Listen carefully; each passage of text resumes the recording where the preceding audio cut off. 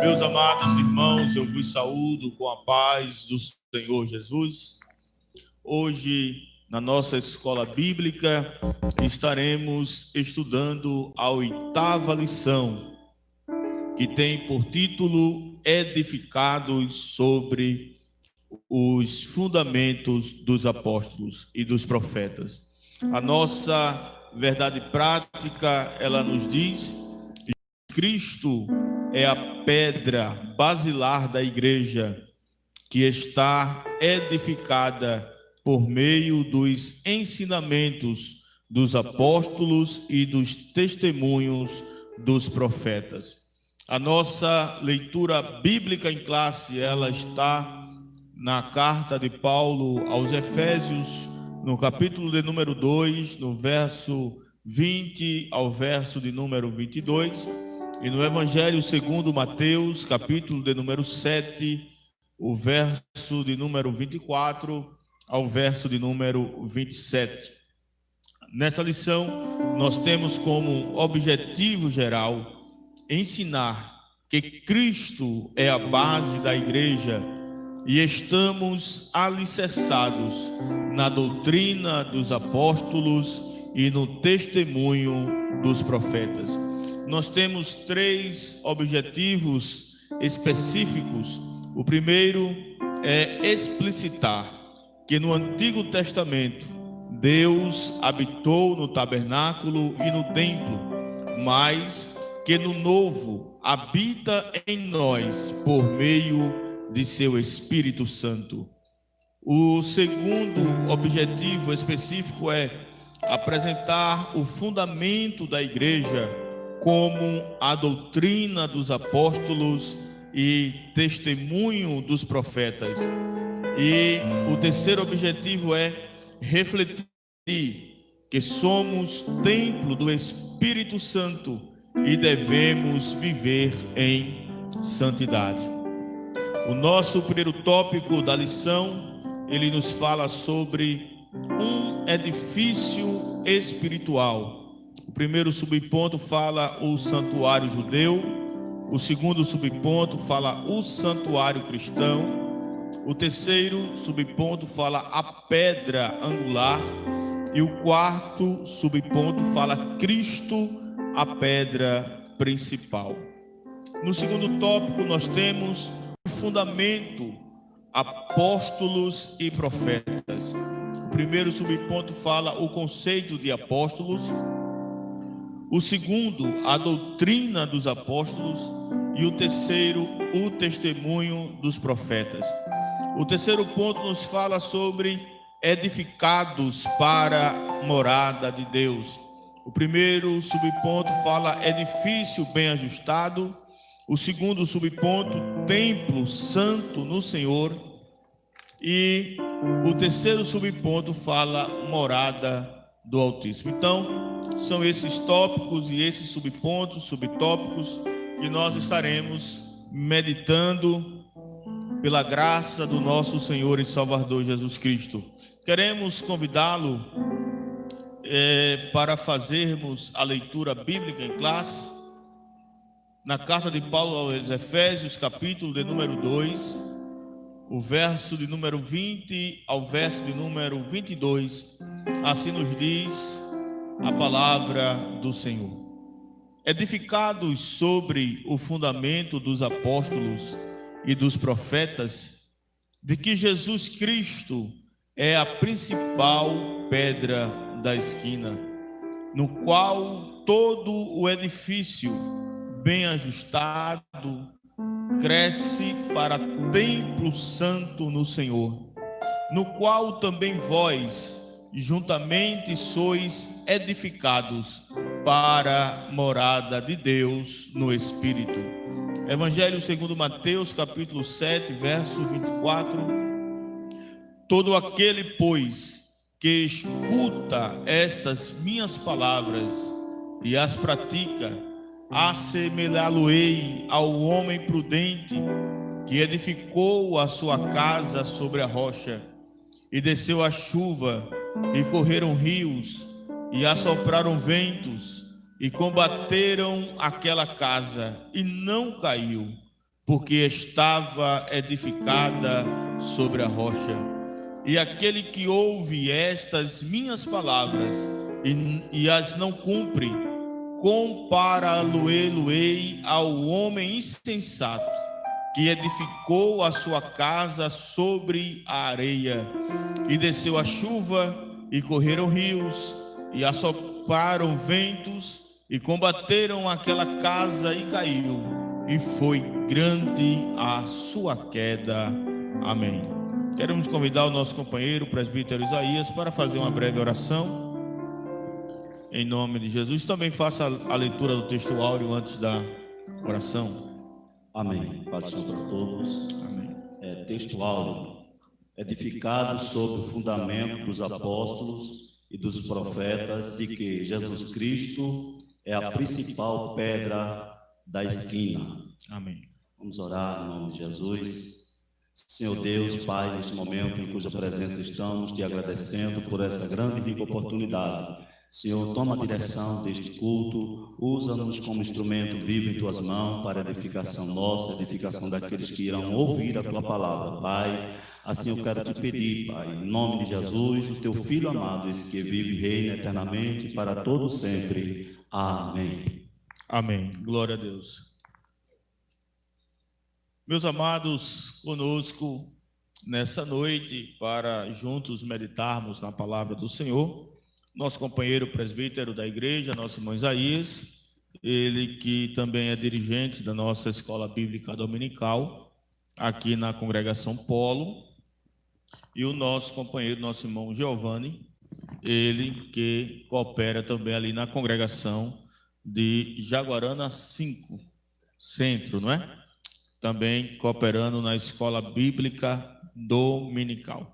Muito bem, irmãos, hoje nós estamos em continuidade a esta lição tão abençoada desse trimestre que nos fala sobre a igreja, o seu papel diante de Deus e o que para nós é motivo para que venhamos a meditar na palavra de Deus, para aprendermos a respeito da igreja que foi estabelecida pelo próprio Senhor Jesus, para que pudéssemos proclamar o seu evangelho e sermos verdadeiramente a luz do mundo e o sal da terra. Esta lição, ela nos fala, como nós falamos anteriormente, edificados sobre o fundamento dos apóstolos e dos profetas. O primeiro tópico fala um edifício espiritual. Queremos pedir para o nosso companheiro, o presbítero Isaías, para trazer uma palavra introdutória a respeito desse primeiro tópico, que fala sobre um edifício espiritual. Pai do Senhor pastor, Pai do Senhor Giovanni, Amém. Pai do Senhor os demais irmãos que estão presentes nesta saudação, cumprimento aos irmãos que estão em casa, ao pastor Manuel Maciel, aos diáconos, Cláudio Pinheiro, irmã Zéza, a direção da escola aqui em Jaguarana 1, presbítero Marcondes, e os demais irmãos, André, Mesaque, os irmãos que estão conectados, Márcio, Edésio, que estão conectados nesse culto de ensinamento. Deus continue abençoando os irmãos e todos esses que estão conectados no YouTube, e juntos iremos aprender a palavra do Senhor. Pois bem, pastor, irmãos, graças a Deus, mais uma lição que o Senhor nos proporciona, para assim nós aprendermos sobre, edificados sobre os fundamentos dos apóstolos e dos profetas.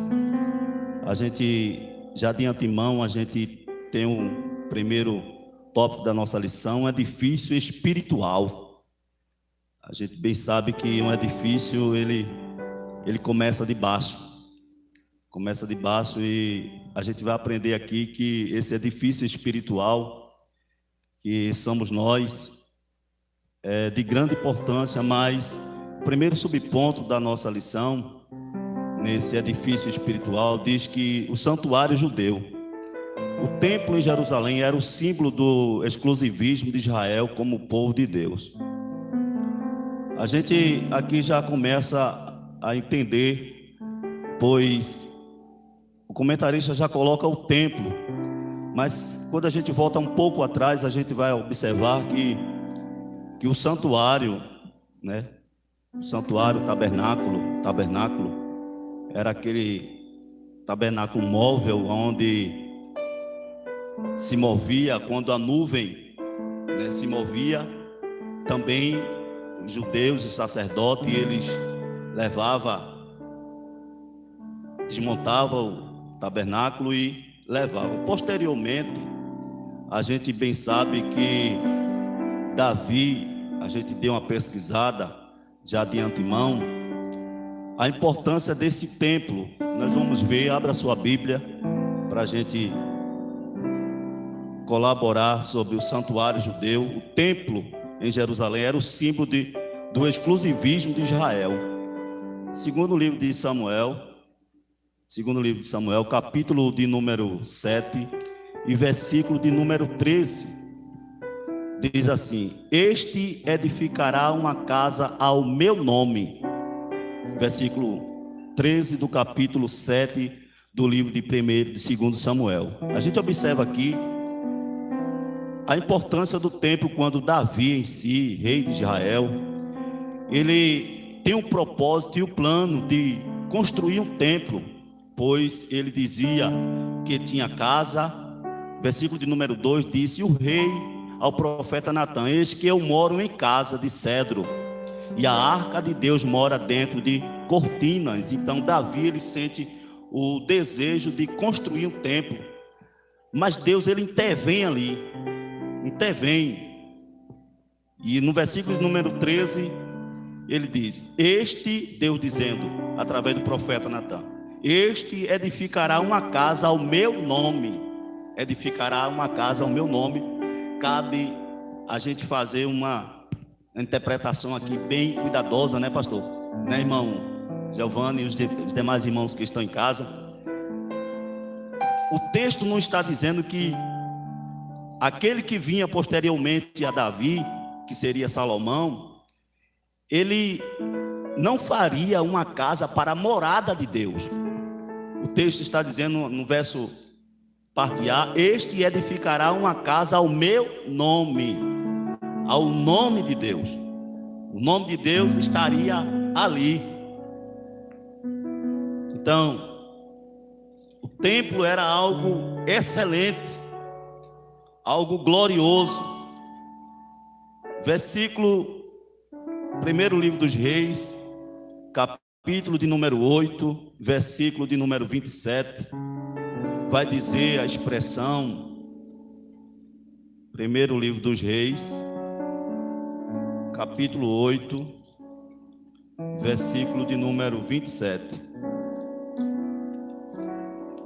Só para nos ajudar a compreensão deste tempo e da grandeza de Deus, versículo de número 27, diz assim, 8 e 27. Mas, na verdade, habitaria Deus na terra?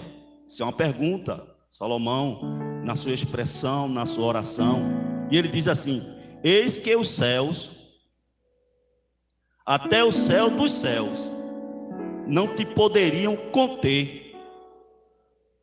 Profeta, ou seja, Salomão, ele dizendo: eis que os céus e até o céu dos céus não te poderiam conter, quanto menos esta casa que tenho edificado. Então a gente observa que Salomão, na sua oração, ele já começa a ver algo muito mais além, que aquele templo que ele estava, aquele santuário para habitar os santos, era algo muito mais além daquilo que ele estava pensando. E ele diz que aquele templo não poderia conter a Deus. A expressão de Salomão desta forma. Nós percebemos, né, que o autor da lição, nesse primeiro tópico, ele traz a importância do tabernáculo para o povo judeu. Como disse o nosso companheiro, o presbítero Isaías, havia no coração de Davi esse desejo de edificar uma casa ao nome do Senhor, e que foi realizado com o seu filho Salomão, e que passou a ser uma referência para o povo de Israel da presença de Deus. Quando o povo queria se aproximar de Deus, o povo se dirigia ao templo. O templo então passou a ser a referência do local aonde Deus se revelava. E como nós bem sabemos, ali estava a Arca do Concerto, que simboliza a presença de Deus. Então, para o povo de Israel, o templo, apenas a figura do templo, era um sinônimo de que Deus estava no meio deles. E nós vamos ver durante a história do povo de Israel que no tempo dos profetas, mesmo eles andando em desvio ao Senhor, mas eles porfiavam e confiavam na figura do templo, porque sabiam que Deus estava revelado ali no templo, ou se revelava ali no templo. E o profeta dizia: não confieis no templo, não confieis no templo. Mas mesmo assim eles diziam: templo ao Senhor, templo ao Senhor. Porque ali, embora houvesse esta revelação, ali fosse o local dos cerimoniais, ali fosse o local do culto, mas ali também era o local da separação. Estudamos na lição passada acerca do muro que havia dividindo ali dentro do templo e que não permitia a passagem dos gentios para ter acesso ao local onde os judeus se reuniam para adorar ao Senhor. Então, a Bíblia diz que quando Cristo ele veio para fazer de dois povos apenas um. E a parede que havia de separação, ela foi desfeita, porque Cristo agregou para si todas as pessoas e toda a adoração. O segundo subponto fala sobre o santuário cristão e fala que os que pertencem a Cristo são comparados a um edifício onde Deus habita em espírito. Nosso irmão Giovanni, o senhor pode falar sobre o santuário cristão? Pai, Senhor, a todos. O templo, pastor, ele tem sua grande importância como referência, como o nosso irmão Isaías colocou bem. E agora o apóstolo Paulo, ele usa essa palavra de caráter conotativa para dar lição aos cristãos de Éfeso, eles terem a convicção que agora eles são o templo vivo de Deus. Porque como a consciência do próprio Salomão, o presbítero Isaías colocou muito bem, ele quando orou o Senhor, isso foi na oração de Salomão, na consagração do templo, Salomão já tinha consciência que o templo construído pela mão dos homens não cabia, não continha Deus. E a gente vê logo, pastor, que quando Cristo, ele deu a sua vida, que ele morreu e formou a igreja, e deixou o Espírito Santo de Deus, e ele nos fez morada sua. Hoje todo ser humano, você não precisa, para adorar a Deus, o Israel, ele tinha consciência que tinha que ir para o templo de referência, e hoje nós como templo, eu posso adorar a Deus em minha casa, posso adorar, e isso não tira o valor do templo que nós temos para adorar a Deus, mas nós temos que ter consciência que nós somos templo e temos que zelar e cuidar. Se a gente for ver o zelo e o cuidado que se teve para construir aquele templo de Israel, o que foi selecionado, tudo do bom e do melhor que Salomão ofertou para construir aquele templo. E se nós hoje somos esse templo, cabe a nós também darmos o nosso melhor. Muito bem. A questão do santuário cristão, ele fala muito alto aos nossos corações quando nós pensamos e temos a certeza, nós que experimentamos isso, de que Deus habita em nós, não é verdade? Então, o que antes era um privilégio de poucos, através de Jesus Cristo, todo homem que crê em Cristo, ele se torna o templo e a morada do Espírito Santo. Então, a referência do local aonde Deus está não é mais um local específico, exclusivo, como tinha o povo judeu, de uma exclusividade, mas agora, aonde estiver uma pessoa que foi comprada e que confessa o nome de Jesus, ali está um templo vivo ao Senhor, uma pessoa que Deus habita nela, uma pessoa que em sua vida Deus é glorificado, é uma pessoa em que em sua vida Deus se revela, manifestando a sua graça, a sua bondade, a sua misericórdia na vida daqueles que ainda não conhecem a Cristo. Hoje nós vivemos esse período, não é, de afastamento social e muitos, não é, ainda não perceberam da importância de que nós temos como seres individuais diante de Deus. E essa lição ela vem nos trazer esta confirmação disso, de que aonde nós estivermos, a igreja do Senhor Jesus estar ali. E uma coisa, pastor, irmãos, interessante, que o comentarista, ele não colocou aleatoriamente o título, o subtítulo do primeiro tópico. Se você analisar, santuário cristão. Quando a gente aplica bem essa expressão, o senhor, quando mencionou o Espírito Santo de Deus que está presente aqui, santuário cristão, a Bíblia vai nos dizer que Deus ele é santo,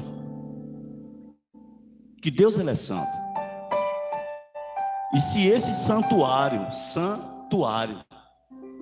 que habita o Deus Todo-Poderoso, o Espírito Santo, esse santuário também tem que ser santo, viver uma vida de santidade, de separação. Porque como no santuário judaico, todos os utensílios que estavam ali eram consagrados ao Senhor, não é? Todo o material, a pia, o candelabro, não é? Todo o material que havia ali era tudo consagrado, de uso exclusivo.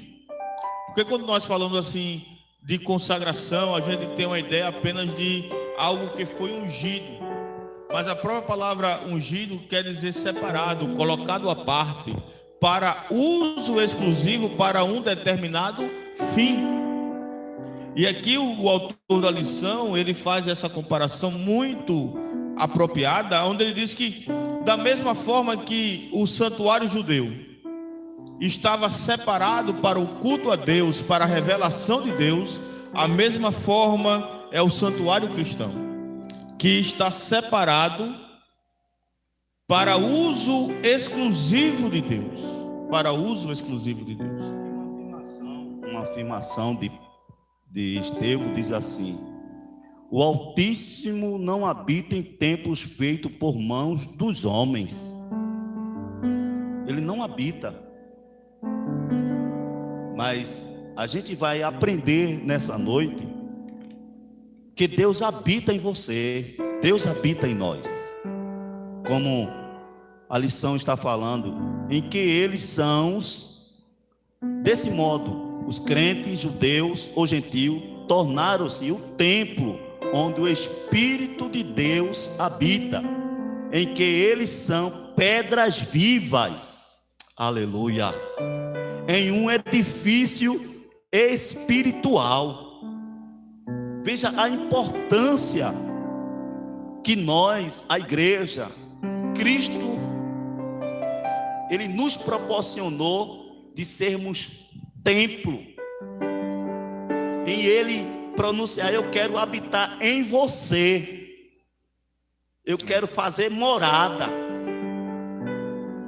O O apóstolo João diz que, Jesus dizendo, né? Aquele que cumpre a minha palavra, eu e o Pai iremos para ele e faremos nele morada, né?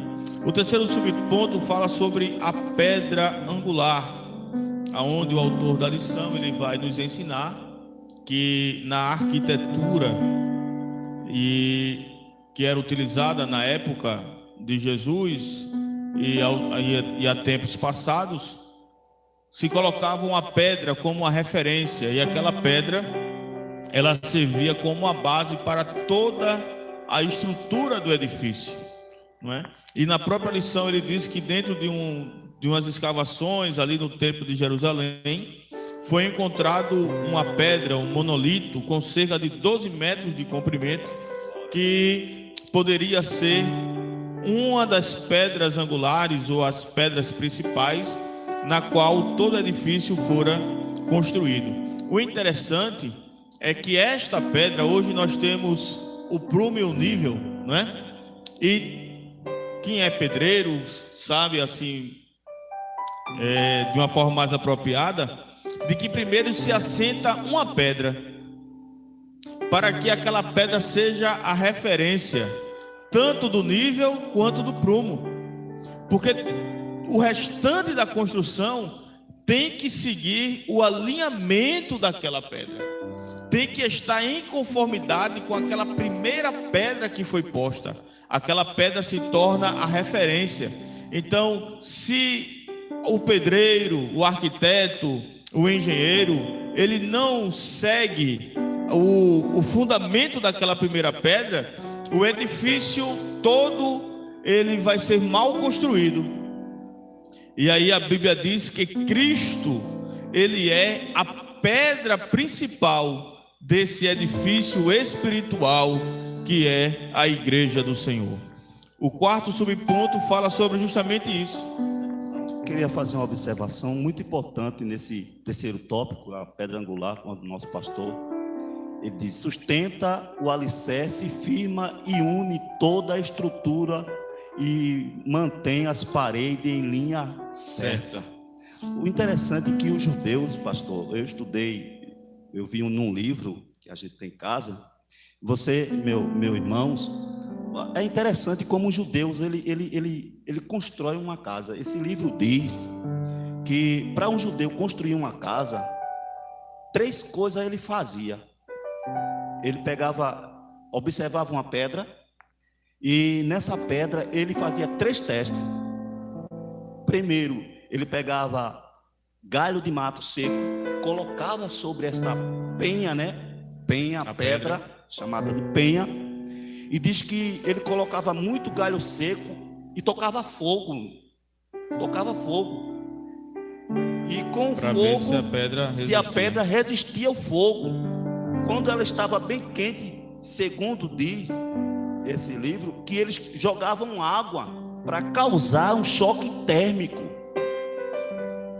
E após isso, quando ela ainda estava intacta, diz que ele pegava um martelo pontiagudo nessa penha e arremessava mais ou menos umas 3 vezes, para que se saísse algum faísca de pedra, algum fragmento de pedra, essa rocha não estava apta a construir uma construção em cima dela. O que eu quero dizer com isso nessa noite, você que está nos escutando? Eu não sei se você que está afastado, você que está meditando, não sei se você fez prova de Cristo, se realmente Cristo é Cristo, mas um judeu, para construir a sua casa, pastor, irmão, eles faziam essas 3 coisas, e quando isso era aprovado, eles diziam assim: essa rocha está apta para eu construir a minha residência. Por isso que Mateus, o próprio Cristo, ele disse que assemelhá-lo-ei ao homem prudente que edificou a sua casa sobre a rocha. Aí a gente vê a prudência, que Cristo é a pedra angular. Cristo é a pedra angular que deve ser firmada, Que foi firmada e une toda a estrutura, manter as paredes em linha certa. Ele está embaixo, dando toda a sustentabilidade à construção. E dando toda a orientação para que o edifício seja construído. Ninguém pode, a Bíblia diz que ninguém pode pôr outro fundamento a não ser aquele que já foi posto, não é? Que é o próprio Senhor Jesus. Então nós percebemos que esta pedra que é Cristo, que foi estabelecida, ela dá referência, ela dá segurança, ela fornece a Glória a estrutura necessária Glória a Deus. para que o projeto de Deus através da igreja permaneça. A igreja está edificada sobre a rocha e fica sobre nós aquilo que o mundo pode se acabar, tudo pode acontecer, mas a igreja, ela permanecerá, porque ela está edificada sobre a rocha, e esta rocha é o nosso Senhor e Salvador Jesus Cristo. O segundo ponto da lição fala sobre o fundamento, apóstolos e profetas.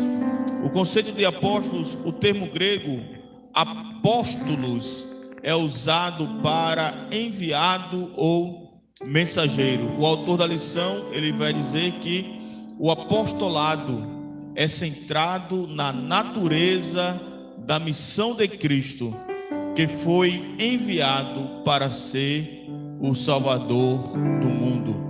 Nosso irmão Giovanni, o que o senhor tem a falar sobre este conceito dos apóstolos? O que era um apóstolo? Amém. Primeiramente, meus amados irmãos, vamos distinguir, como o pastor nos deu a oportunidade, apóstolo de discípulo. Muitas vezes é uma dúvida que algumas pessoas têm.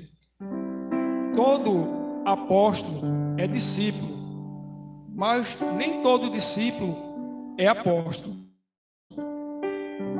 Apóstolo tornou-se um ministério que tinha algumas características. Não era todo mundo que podia ser um apóstolo. A gente vê isso aqui no livro de Atos, quando Pedro discursa, quando for escolher o substituto de Judas, que no caso foi Matias.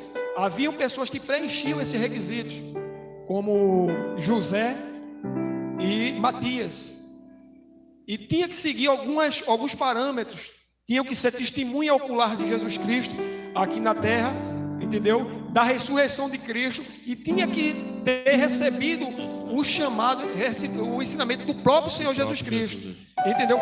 Interessante aqui, meu pastor, ratificando rapidamente para terminar minha fala, essa igreja de Éfeso, ela foi provada nessa questão de apóstolo. Está lá em Apocalipse capítulo 2, versículo 2. A igreja de Éfeso, que a gente está estudando hoje, ela põe à prova aqueles que se diziam ser apóstolos e não são, e tu os achaste mentirosos. Há um vasto caminho a ser corrido. Aqui a gente está aprendendo muito, e eu vou passar para os irmãos aí, eu ficar aqui. Justamente, nosso companheiro ele mencionou um aspecto muito importante a respeito do chamado apostólico, não é? Haviam características específicas para uma pessoa receber esse chamado e o título de apóstolo. Nós percebemos que os apóstolos, eles disseminaram o evangelho, eles proclamaram o evangelho e falaram daquilo que eles tinham visto, daquilo que eles tinham ouvido, porque o próprio Cristo os ensinou em seu ministério terreno. Quando nós olhamos para esse conceito de apóstolo e olhamos para muitos hoje em dia que se intitulam apóstolos, nós percebemos que há uma diferença muito grande, não é? Até porque nós vamos estudar aqui no segundo subponto, que fala sobre a doutrina dos apóstolos, e eu vou já puxar esse gancho já para emendar um assunto com o outro. Pastor, colaborando nesse primeiro subponto, Atos dos Apóstolos, capítulo 1, versículo 8, diz assim: mas receberei a virtude do Espírito Santo que há de vir sobre vós, e semeeis testemunha, tanto em Jerusalém, como em toda a Judéia e Samaria, e até os confins da terra. Justamente, os apóstolos eles receberam da parte de Jesus esta missão de proclamação do Evangelho e de anunciação das boas novas, né? Manifestando não somente o Evangelho, mas também o poder de Deus. O apóstolo Paulo dizia que a sua pregação não estava firmada em vãs filosofias, mas sim em demonstração do poder de Deus na vida do ser humano. Rapidamente, pastor, porque eu esqueci de dizer algumas coisas. Vocês encontram essa referência do apostolado lá em Atos capítulo 1, versículo 21 e 22 em diante. E eu gostaria de dizer, abrir um parênteses aqui, teve o apóstolo Paulo, tá certo? Ele não conviveu com o Senhor, mas ele foi chamado, foi testemunha ocular da ressurreição de Cristo, tá certo? Ele recebeu, e a mensagem do apóstolo é altamente cristocêntrica. E ele foi ensinado pelo próprio Jesus, né? Perfeito. A Bíblia diz que ele dizendo que foi ensinado por Cristo durante 3 anos em revelação da parte do Senhor. Então nós percebemos que recaía sobre os ombros dos apóstolos essa dupla missão de evangelizar, de levar as boas novas, mas também de firmar o fundamento da igreja, que era a doutrina, não é? Os ensinamentos de Cristo, arraigar no coração e estabelecer os padrões bíblicos que a igreja deveria seguir como verdade para a sua vida. E nós percebemos que hoje em dia muitos dos que se dizem apóstolos não têm sobre si as características reais dos apóstolos e muito menos perseveram na doutrina inicial dos apóstolos. Pelo contrário, vivem de modismos, vivem criando fantasias, coisas que deturpam a sã doutrina ensinada pelos santos apóstolos. Pastor, a gente vê lá no livro de Atos que o primeiro milagre, chamado milagre apostólico, Scofield ele chama de primeiro milagre apostólico. Você veja como é a direção do apóstolo. Pedro e João entram naquele templo e está ali um coxo que estava pedindo. Aí o que é que acontece? Ele vai pedir uma esmola aos 2 apóstolos de Cristo e eles dizem: eu não tenho prata nem ouro, mas em nome de Jesus Cristo o que tenho eu te dou, levanta-te e anda. O que é que acontece? Aquele homem entra no templo junto com Pedro e João e todos ficaram admirados. Aí o pessoal começaram a admirar Pedro e João. Aí eles sentiram que o direcionamento estava para eles. Eles pegaram aquela ocasião e mostraram o verdadeiro, o alicerce verdadeiro, o fundamento, que é Jesus Cristo, e ganhou quase 5.000 almas naquele dia. Então a gente vê que o fundamento, o apóstolo ele não quer se autopromover, não é para se promover, ele aponta a Cristo. Até porque eles foram testemunhas oculares, eles conviveram. Eles conheceram bem os ensinamentos, a doutrina de Cristo. E quando se conhece bem a doutrina de Cristo, não tomam a glória para si, porque sabe que Ele é a pedra fundamental, é o alicerce de todas as coisas. Também fazendo uma menção mais específica sobre essa questão da doutrina dos apóstolos, que é a doutrina que a igreja persevera até os dias atuais. Nós temos igrejas evangélicas sérias que permanecem ensinando e praticando as santas doutrinas ensinadas pelos apóstolos. O apóstolo Paulo, ele vai dizer lá em Gálatas que mesmo que um anjo do céu, não é verdade? ensine outra palavra contrária àquela que ela já tem ensinado, que ele tem ensinado, que seja anátema, seja maldito, não é? Então, esta doutrina, ela não pode ser mudada. A doutrina bíblica, ela permanece e permanecerá até o dia do arrebatamento de Cristo à sua igreja. Então, é importante perceber que a igreja, ela se torna guardiã da sã doutrina. Ela se torna não somente um canal de proclamação das boas novas, mas ela se torna também aquela que vai defender a doutrina ensinada pelos apóstolos. O senhor falou aqui, e eu achei muito interessante o que o comentarista colocou: o fundamento da igreja não pode ser violado. Quando a gente vai para a Bíblia, abra sua Bíblia, você que está nos acompanhando, o pastor falou uma coisa muito interessante, que não pode ser retirado. Apocalipse capítulo de número 22, violação. 22, 18 e 19, veja aí o que é que diz a Bíblia. Porque eu testifico a todo aquele que ouvir as palavras da profecia deste livro, que, se alguém lhe acrescentar alguma coisa, Deus fará vir sobre ele as pragas que estão escritas neste livro. Versículo de número 19 do capítulo 22 do livro de Apocalipse. E se alguém tirar quaisquer palavras do livro desta profecia, Deus tirará a sua parte do livro da vida e da cidade santa e das coisas que estão escritas neste livro.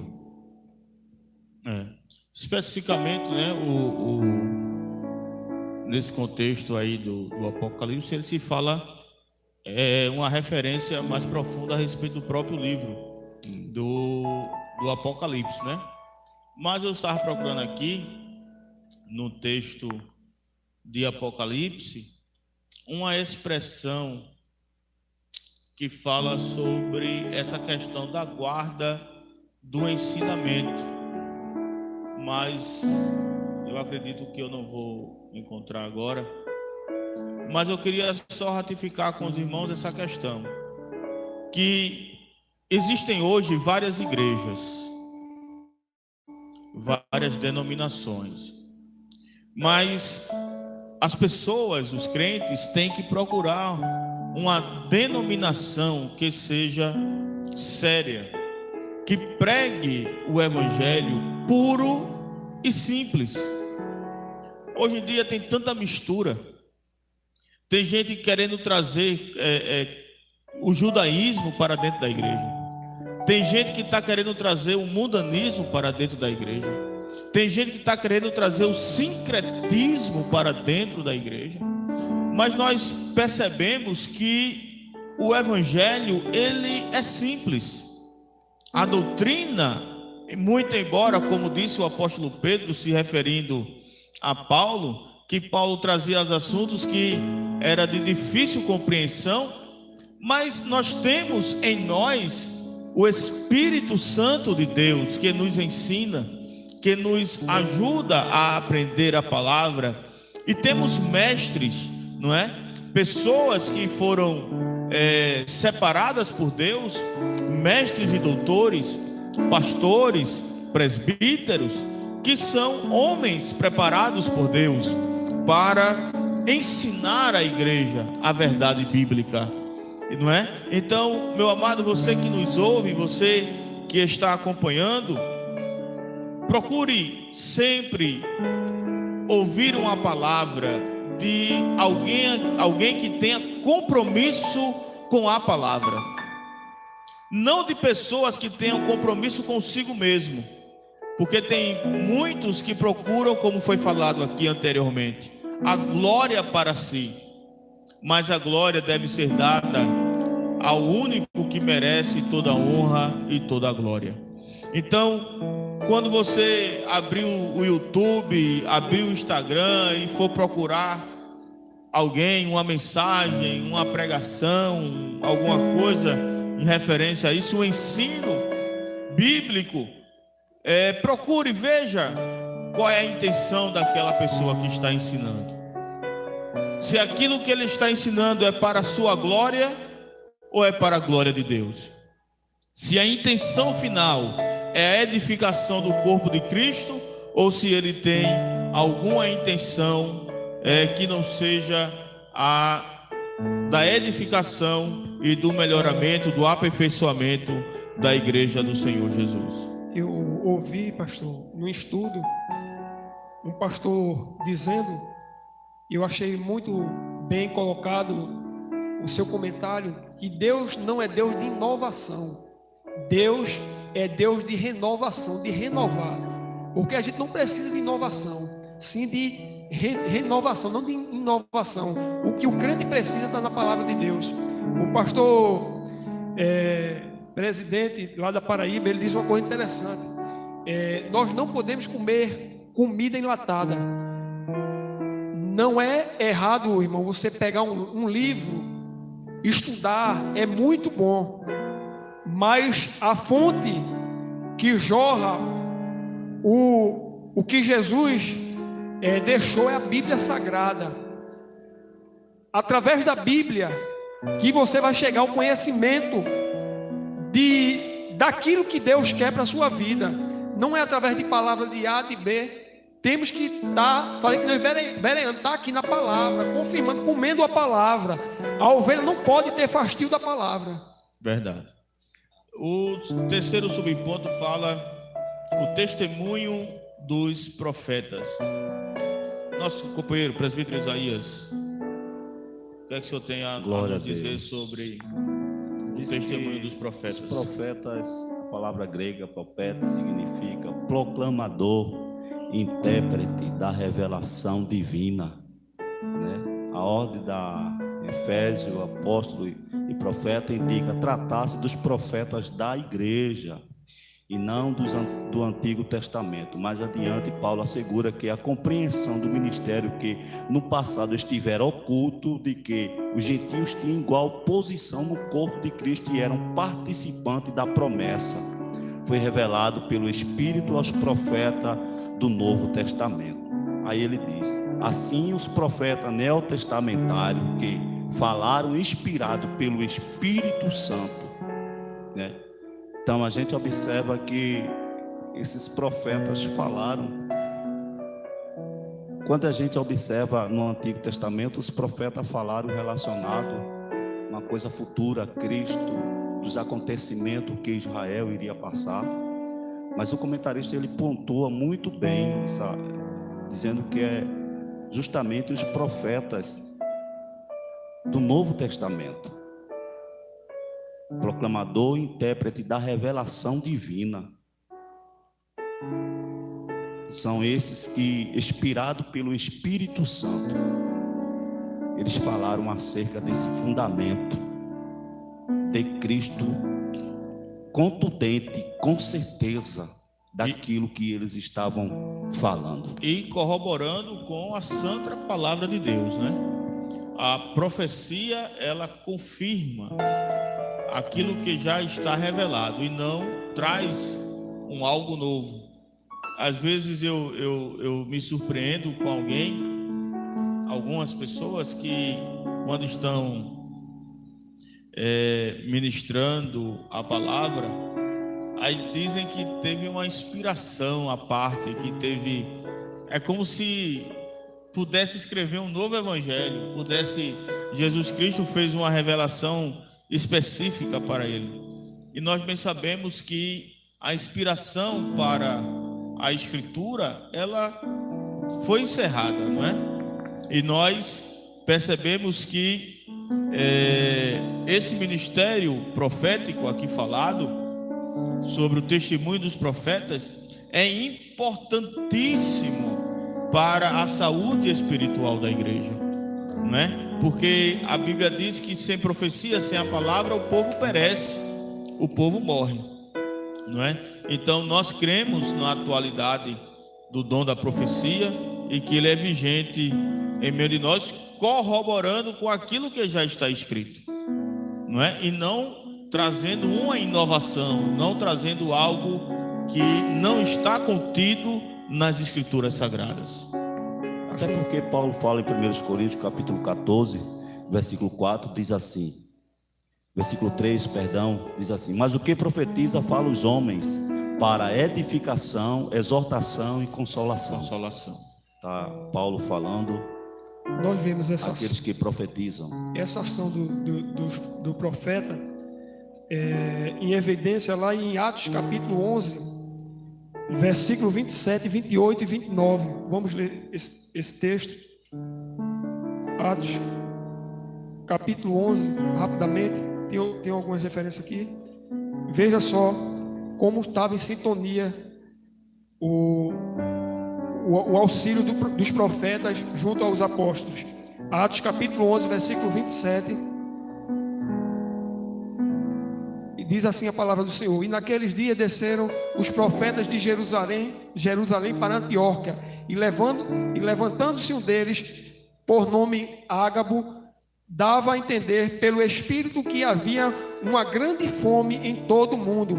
E isso aconteceu no tempo de Cláudio César. E os discípulos determinaram mandar cada um conforme o que pudessem socorrer aos irmãos que habitavam na Judéia.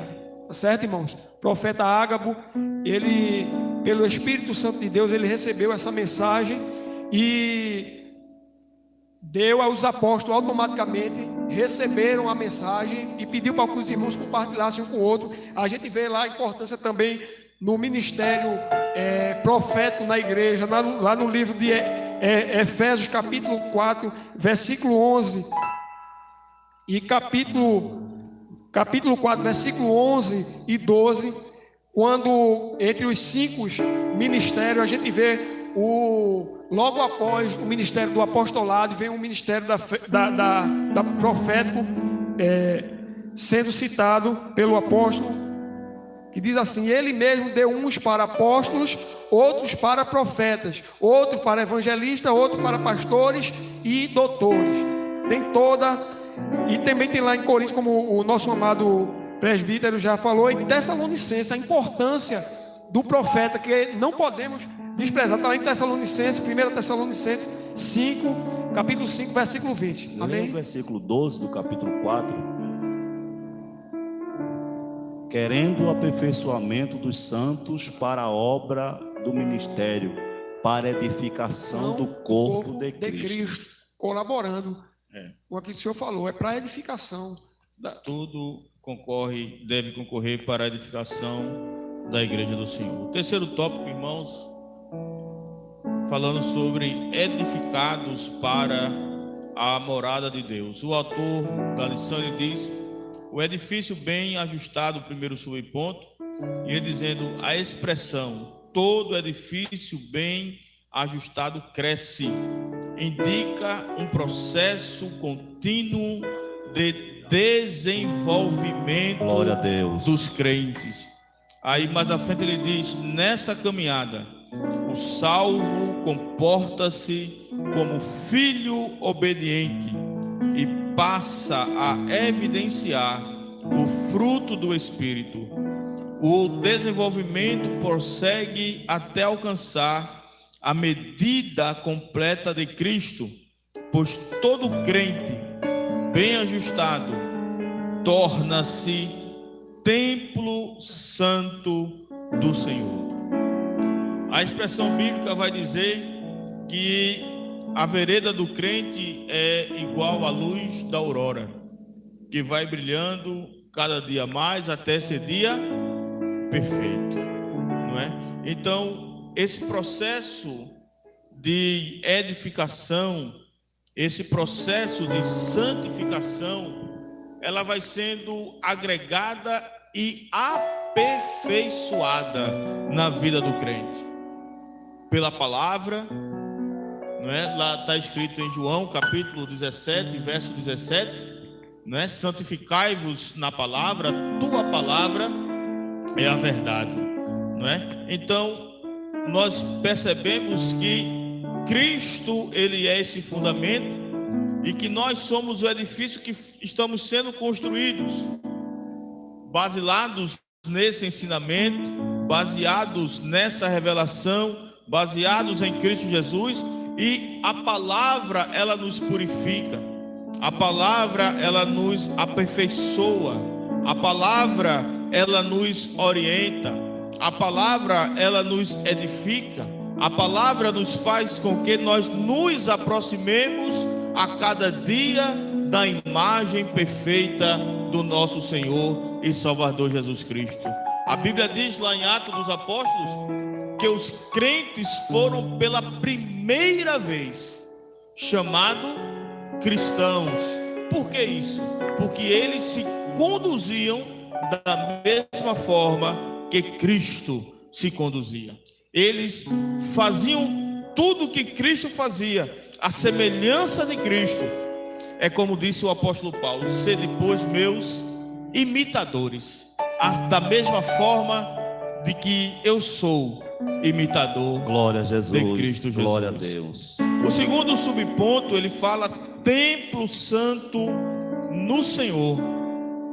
A palavra que usada para templo é o vocábulo naum, que designa o recinto interior do tabernáculo, ou seja, o lugar santíssimo. O que é que os irmãos podem falar sobre isso? O meu coração estremeceu de alegria quando o autor fez essa referência do lugar santíssimo. Nosso irmão Giovanni. Amém. Pastor, o lugar santíssimo, antigamente no templo do tabernáculo, só o sumo sacerdote adentrava. Era o lugar de onde o homem tinha um encontro mais íntimo, tanto que ele saía de lá com o seu rosto, de tanta glória que ele era envolvido. E hoje nós somos esse templo. Hoje nós somos a morada de Deus. E é uma responsabilidade muito grande. Se você, eu, seguirmos e em nossa face não refletirmos a glória desse lugar santíssimo que é cada um de nós.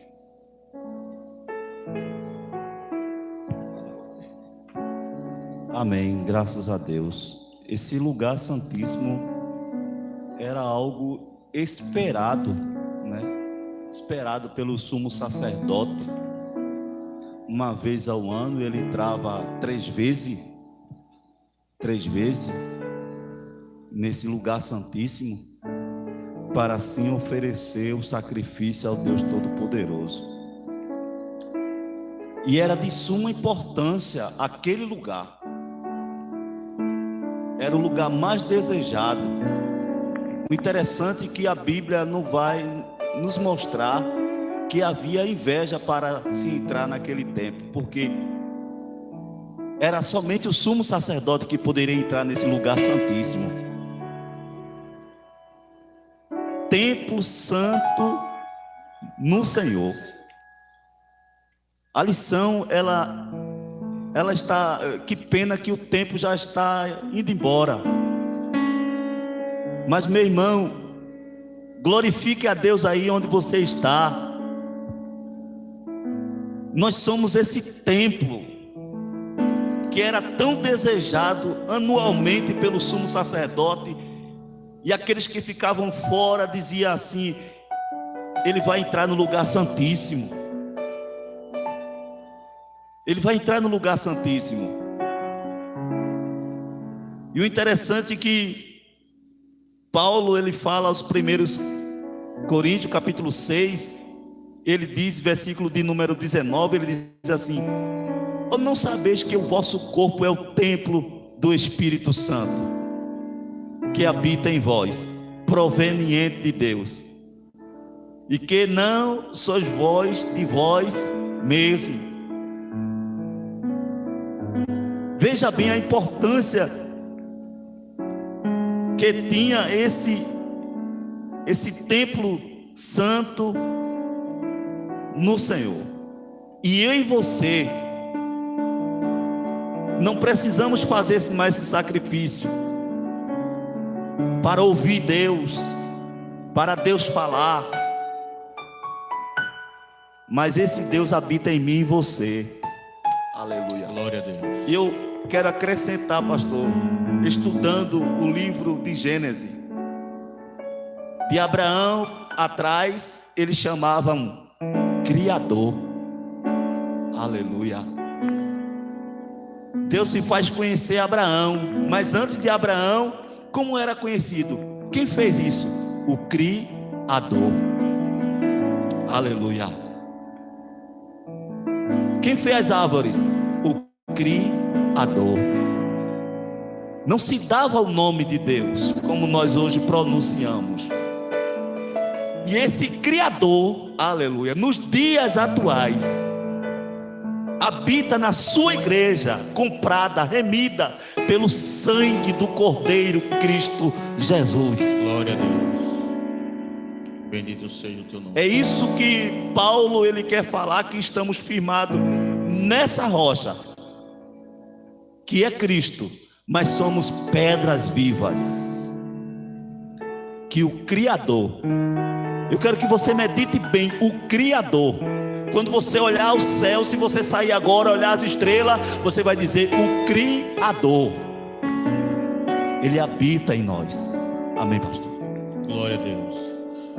O terceiro subponto fala sobre a morada do Altíssimo, mas já dentro daquilo que nós mencionamos, o autor da lição diz: no Antigo Testamento, a expressão morada de Deus fazia alusão ao tabernáculo e depois ao templo israelita. Indicava lugar de habitação permanente e de comunhão íntima. Percebemos então que a Igreja de Cristo, ela é o local da habitação permanente de Deus. E esta habitação nos leva a uma comunhão, nos leva à intimidade. Alguns não entendem o mistério. O apóstolo Paulo, ele fala lá aos Efésios que é um mistério da união entre Cristo e a igreja, porque estão tão intimamente relacionados. É uma intimidade tão peculiar, tão profunda, que mesmo nós sendo humanos ainda nesse envelope de carne e osso e sangue, nós temos acesso direto ao trono da graça de Deus. A cortina, ela foi desfeita diante de nós e o céu está aberto para nós. Nós sentimos a presença de Deus através do Espírito Santo. Nós ouvimos o Senhor sussurrar aos nossos ouvidos a sua palavra. Nós sentimos o ardor do Espírito Santo em nossos corações. A igreja está viva. E a igreja, ela sente e experimenta a vontade de Deus todos os dias da sua vida. Então, meu amado irmão, nós queremos encerrar esse comentário, essa exposição nessa noite, dizendo a você, a nós, a todos que estamos reunidos nessa noite,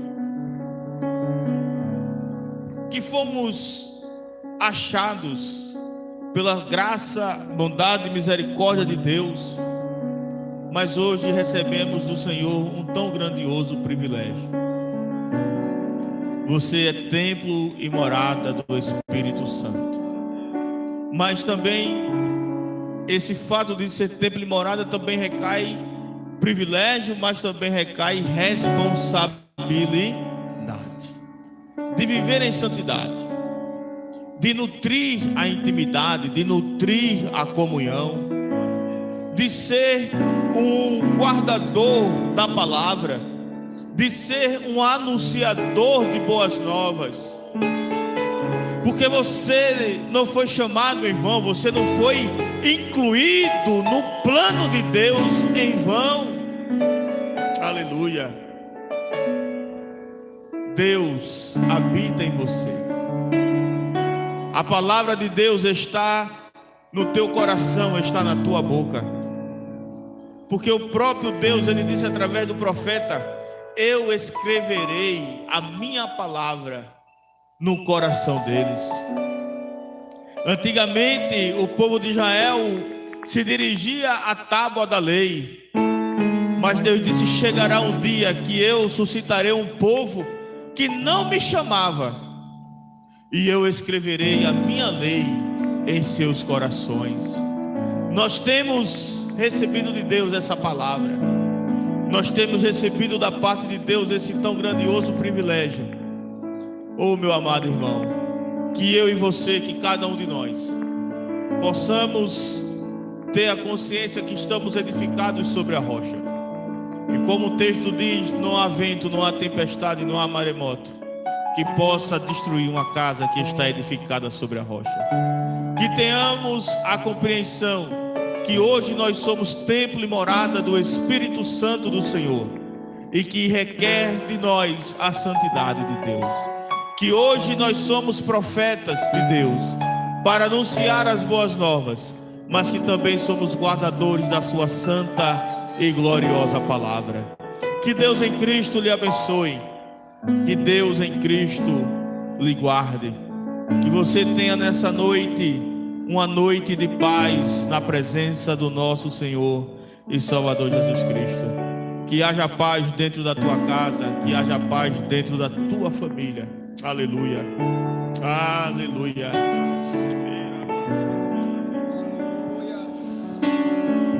A você que está nos ouvindo nessa noite, Deus está dizendo a última palavra para você: eu sou paz na tua vida, eu sou paz na tua casa. Creia nessa noite que você está sendo cuidado por Deus. Deus está cuidando de você de uma maneira especial, para a glória do nome de Jesus.